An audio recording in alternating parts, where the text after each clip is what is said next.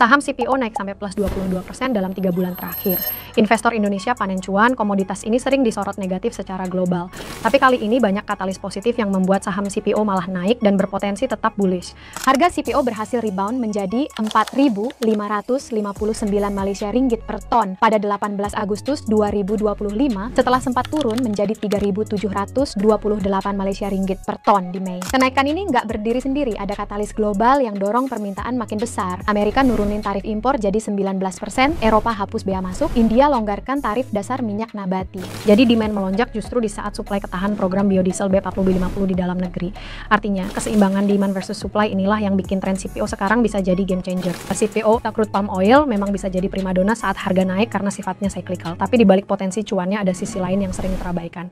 Harga sawit sangat fluktuatif, mengikuti siklus boom and bust, rentan dipengaruhi faktor eksternal seperti cuaca, kebijakan ekspor, hingga substitusi minyak nabati lain gitu ya. Selain itu, sektor ini juga menghadapi tekanan regulasi dan isu ESG global, biaya produksi yang mudah meningkat, serta stigma lingkungan yang membuat valuasi sahamnya cenderung tertahan. Apakah rally ini akan berlangsung lama? Kalau lihat fundamental, outlook jangka panjang masih bullish.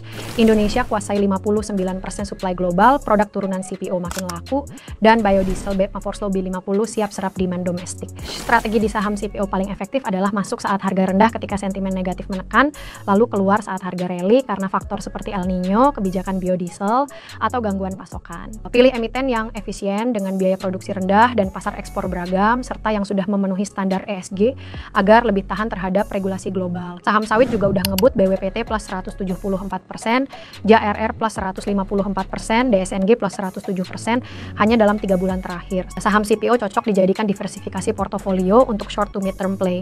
Jadi saham sawit mana yang ada di watchlist kamu? Ajaib semua bisa.